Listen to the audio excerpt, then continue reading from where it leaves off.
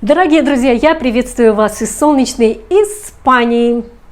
Благодарю всех за интерес к моему каналу. Особое спасибо за лайки и комментарии. И отдельное спасибо моим постоянным зрителям за поддержку. Спасибо, друзья! Меня просили рассказать о финском здравоохранении. Ну что ж, настало время. Выскажусь. Финское здравоохранение исхудало до нельзя. Страшно глянуть. Кожа до кости.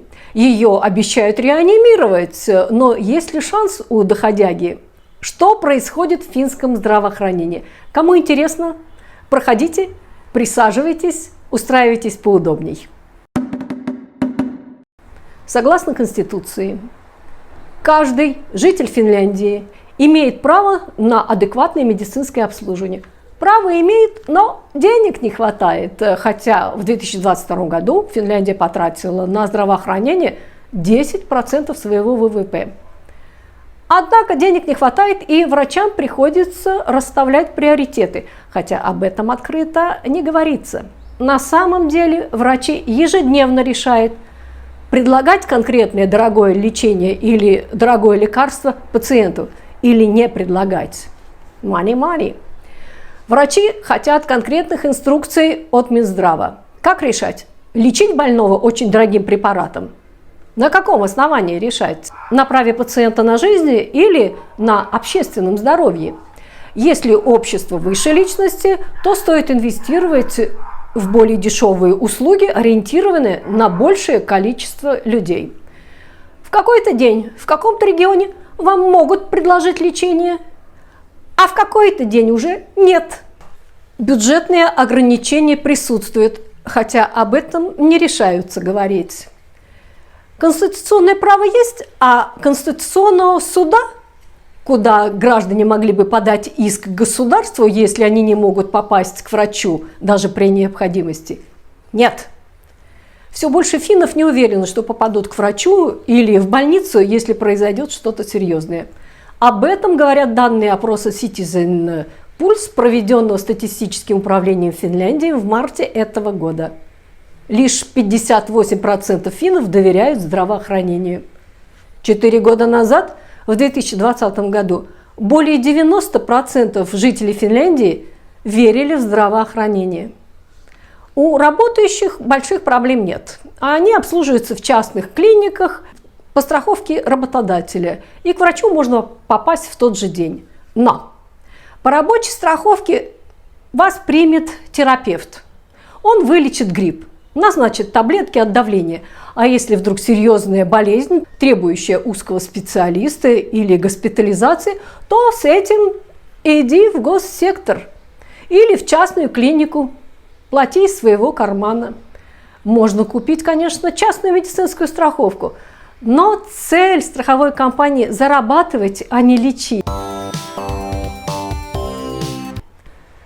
Услуги частного врача в малой части возмещает Кела, соцстрах. Начиная реформы, правительство обещало, что к врачу будет легко попасть. Правительство Санны Марин ужесточило гарантии лечения, чтобы в несрочных случаях можно было попасть к врачу не позднее, чем через 2 недели. Нынешнее правительство Петтери Орпо продлило этот срок до 3 месяцев. Сегодня есть 3 способа попасть к врачу.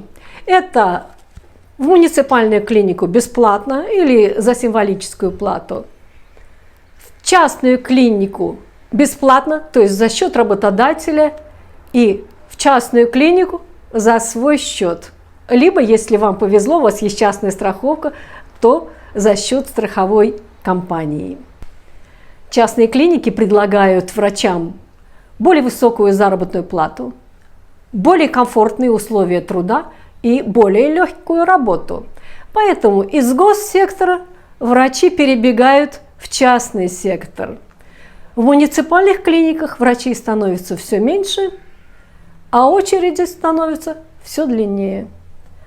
За счет работодателя к врачам обращаются часто с пустяками, не требующими лечения. А в очередях в городских поликлиниках многие тяжелые заболевания остаются незамеченными вовремя из-за нехватки врачей и медсестер. И врачи, и пациенты в рамках системы охраны труда, гигиены труда довольны. А в городских медицинских учреждениях плохи дела и у тех, и у других. Неудивительно, что доверие к государственному здравоохранению подорвано. Существует два противоположных принципа организации медобслуживания. Всеобщее медицинское обслуживание, когда всем легально проживающим в стране гарантирован равный доступ к медицинским услугам, и обслуживание на основе страхования, то есть лечат тех, у кого есть страховка. Есть страховка – заходи, нет страховки – уходи. Особенность Финляндии в том, что здесь применено два принципа одновременно. Компании и наемные работники платят за медицинские услуги дважды. Сначала в виде налогов за государственные услуги, а затем в виде страховых взносов и собственных денег частникам. Политика правительства Орпо в области здравоохранения крайне противоречива. Говорят об экономии, а компенсации частному сектору увеличивает. Правительство Санны Марин пыталось сэкономить государственные средства, уменьшив компенсации Кела, а правительство Орпо увеличило компенсации за посещение частного врача, ссылаясь на очереди в государственном секторе. И хотели повысить еще, но эксперты заявили, что увеличение компенсации Кела – это расточительство. Льготами воспользуются только люди с высокими доходами, а экономии бюджета не будет. Когда и статистика Кела подтвердила это, правительство несколько отступило от своих планов.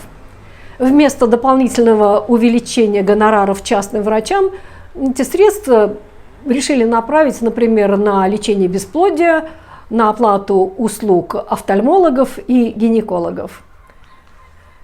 Кроме того, правительство готовит эксперимент, в рамках которого каждый человек старше 65 лет сможет посещать частного врача по цене посещения городской поликлиники.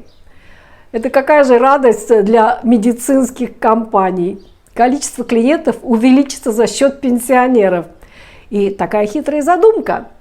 Можно будет посетить терапевта в частной клинике, а с серьезными болезнями опять в госсектор. Насморк будут лечить частники, а в тяжелых случаях пациент достанется государственному здравоохранению. Городские поликлиники могут получить смертельный тройной удар.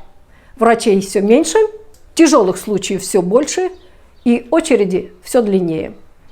Две дублирующие друг друга системы, особенно в трудном финансовом положении, это вредная затея, говорят эксперты.